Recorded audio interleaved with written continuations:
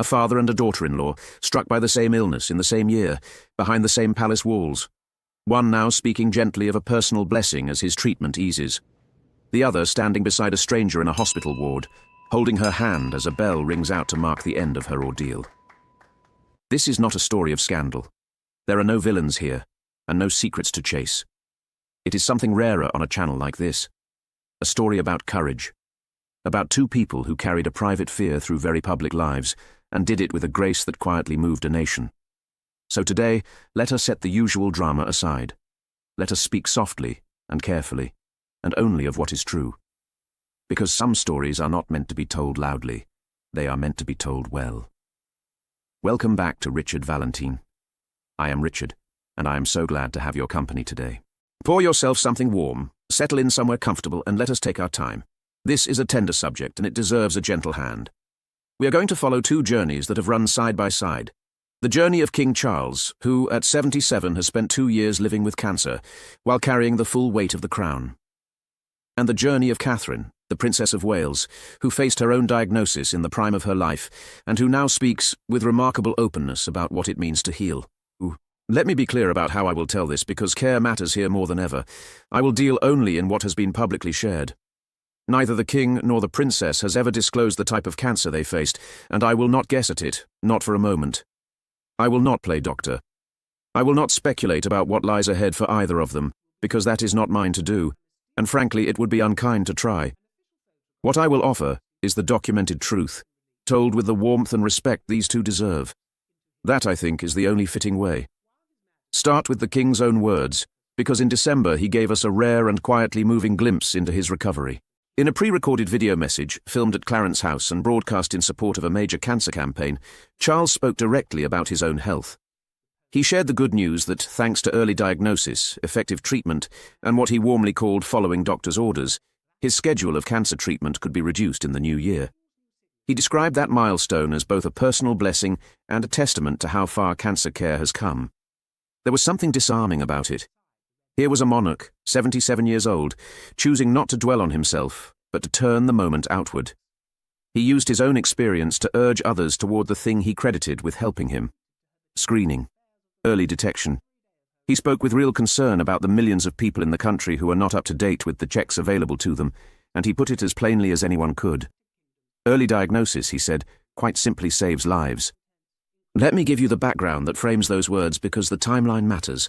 Buckingham Palace first announced the king's diagnosis in February of 2024. It came as a genuine surprise, discovered during a hospital procedure for a benign, non-cancerous prostate condition. The palace was careful from the very start to make one thing clear: the cancer was not prostate cancer. Beyond that, no further detail about the type was ever released, and that privacy has been respected ever since. He began a course of regular treatments, stepped back briefly from public-facing duties, and was even hospitalized for a short time in the spring of that year for observation, owing to some side effects. And then slowly, he came back. Engagement by engagement, he returned to the work he clearly loves. By the time of his December message, the palace was able to share that he had responded, in their words, exceptionally well, and that the king himself was deeply touched by the wave of warmth his candor had inspired. To my eye, that exchange of feeling, a monarch being honest and a public responding with love, was one of the gentler moments of the whole royal year. Think for a moment about how unusual that candor really is, coming from where it does. The royal family has for generations kept its health matters firmly behind closed doors. Monarchs simply did not discuss such things in public. For Charles to sit before a camera and speak openly, however carefully, about living with cancer marks a real departure from how his mother's generation would have handled it. He chose to lend his own vulnerability to a cause, trusting that his honesty might nudge an ordinary viewer toward a checkup that could save their life. That is not a small thing for a man raised in the most private institution in the land. It took a kind of quiet courage that is easy to overlook beneath the formality of a video message. Travel back now, through the longer arc of his journey, because the dignity of it only shows when you see the whole path rather than a single step. Cast your mind to early 2024. A new king, not yet 18 months on the throne, still settling into the role he had waited a lifetime to assume, suddenly handed a diagnosis that would frighten anyone. What strikes me, looking at how he responded, is how little he allowed it to halt him. He kept reading his red boxes, the daily papers of state. He kept meeting his prime ministers. He kept, wherever his health allowed, showing his face to the country. There is a particular kind of courage in carrying on quietly, and he showed it.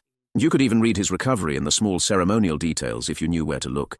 At the annual Trooping the Colour, the great summer parade, Charles did not ride on horseback as monarchs traditionally have. For 2 years running, he travelled by carriage alongside Queen Camilla instead. Some saw that simply as a practical choice. The way I see it, it was a quiet, honest signal. A man pacing himself, listening to his body, and refusing to pretend he was anything other than a patient still healing. There is a lesson in that, I think, that reaches well beyond palaces and parades. So many of us, when illness comes, feel a pressure to carry on exactly as before, to prove that nothing has changed, to wave away concern. Charles did something braver. He kept working, yes, but he also let himself be seen adapting. He accepted help. He took the carriage. He allowed the country to watch a king recover at the pace a recovery actually requires, rather than performing a strength he did not yet have. For an institution built so heavily on appearances, that honesty was its own kind of leadership. He showed, simply by being himself, that there is no shame in healing slowly. Now a word of honesty, because warmth should never mean glossing over the truth. The news that treatment can be reduced is genuinely good news, and it deserves to be received as such. But it is not the same as a declaration that the illness is entirely gone. As best the public record shows, the king remains under medical care, and no announcement of a full all clear has been made. I tell you that not to dim the hope, but because I respect you too much to oversell it. The picture is one of real and steady progress, carried with grace. That is more than enough to be grateful for, without needing to gild it.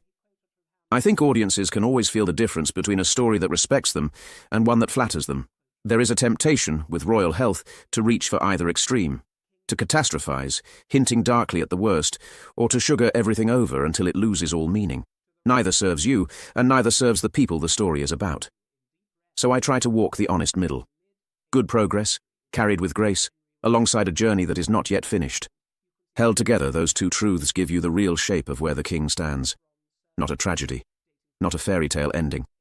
Something more valuable than both, which is the truth, told with care. Before we move on, I want to thank those of you who wrote to me after earlier episodes about your own families and this illness. So many of you have walked this road, as patients or as the ones who love them. Your messages remind me why a story like this must be handled softly. It is never only about a famous name, it is about everyone watching who hears an echo of their own life in it. Sit with Catherine's story now, because hers has unfolded along a path that began at almost the same moment and has reached a more settled place. It started, for her, with major abdominal surgery in January of 2024. It was during the aftermath of that operation that cancer was found. In March, in a video message that many of us will never forget for its quiet bravery, the Princess of Wales told the world she had been diagnosed and that she was beginning a course of preventative chemotherapy. Like her father-in-law, she chose not to specify the type of cancer, and that choice has been honoured by all who care for her. What followed was a long and visibly difficult year, lived partly in private and partly under a level of public attention few of us could imagine.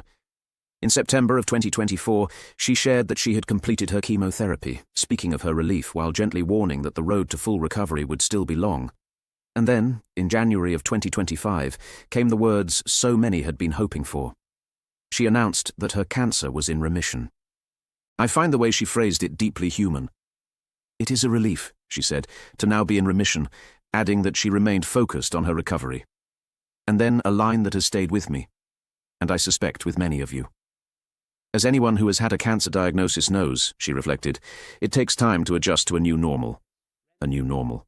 Not a return to the old life, untouched, but the careful building of a different one. There is more wisdom in that small phrase than in 100 grander statements. I want to linger on that idea of a new normal, because anyone who has been through a serious illness or loved someone who has will recognize it instantly. Recovery is so often imagined as a finish line, a single day when everything returns to how it was.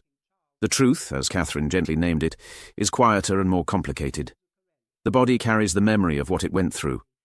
So does the mind. Healing is less a door slamming shut on the past, and more a slow process of learning to live alongside it. That a woman in her position, watched by millions, would speak so plainly about that reality gave permission to countless others to stop expecting too much of themselves too soon. Sometimes the most useful thing a public figure can say is simply, "This is hard, and that is all right." From there, Catherine did something quietly remarkable.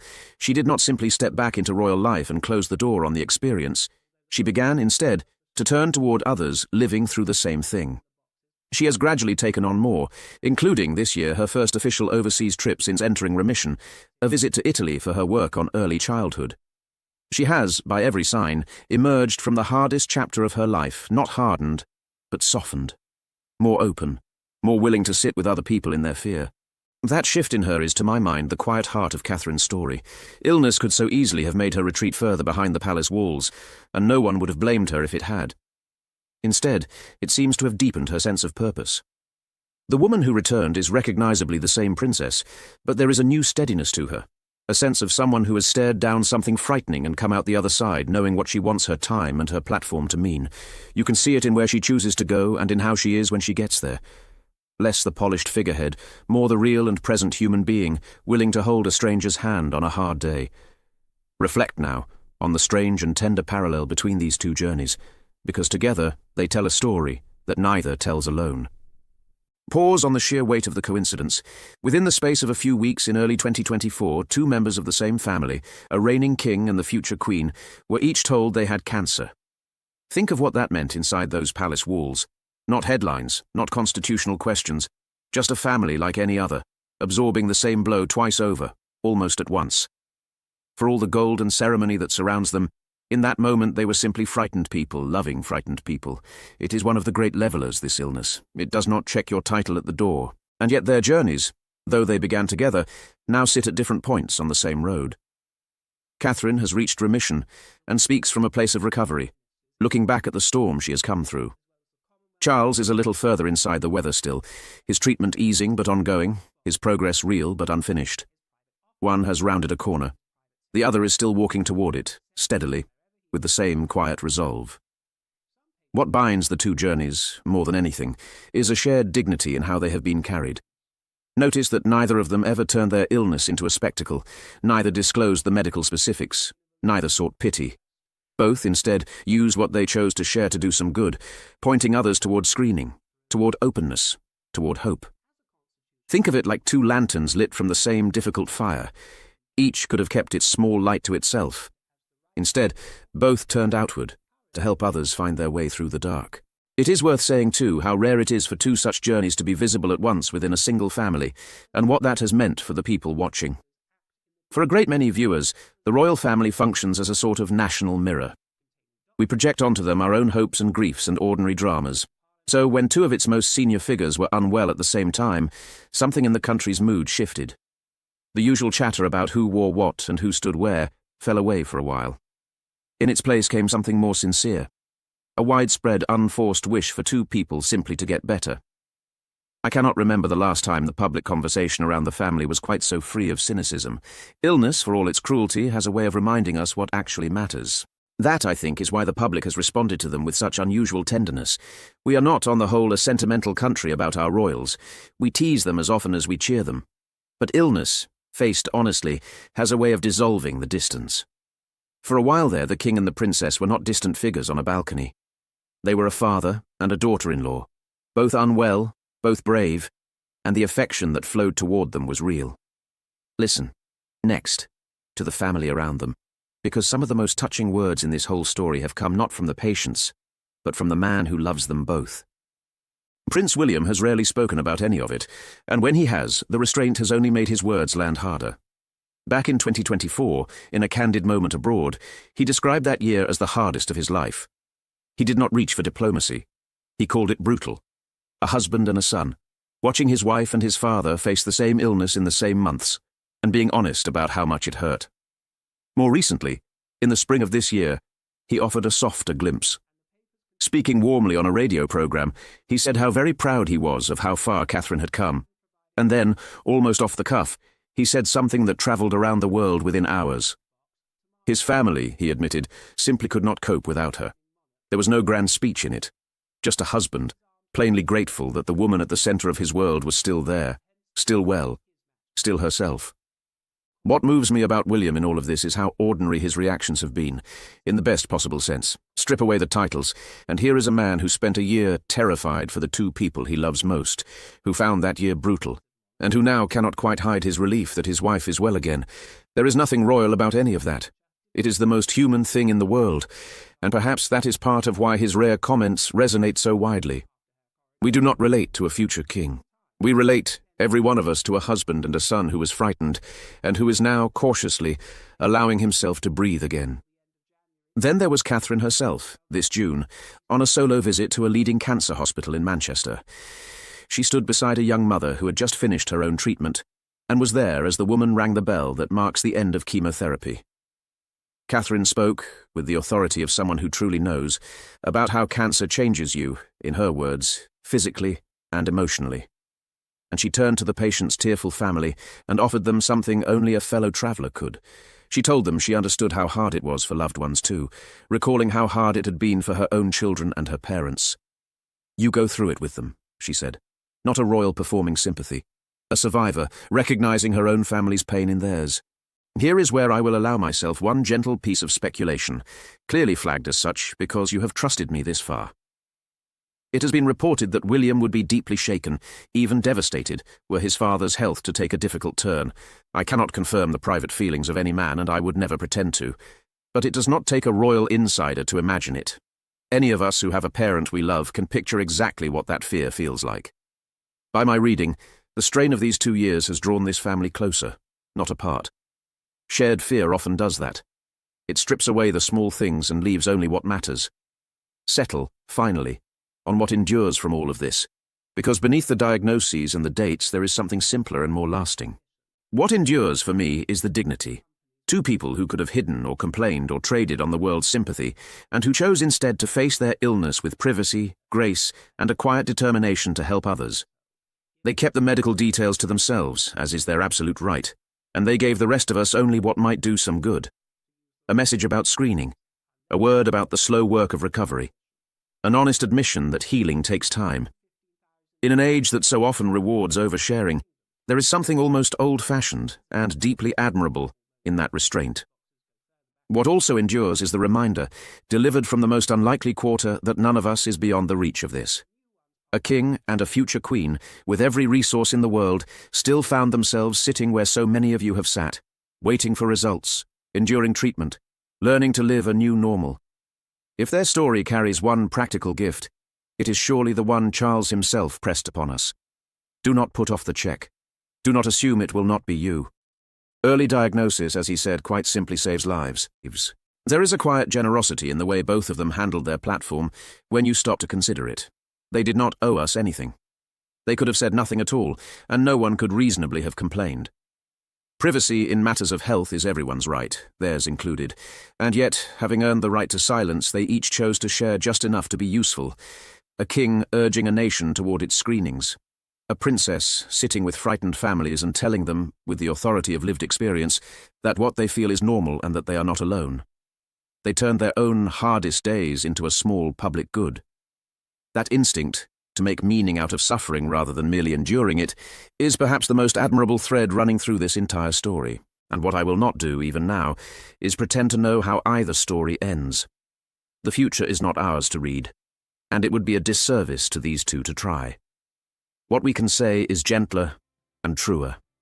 That as things stand, the princess speaks from remission, and the king speaks of treatment eased and progress made. Both are walking forward.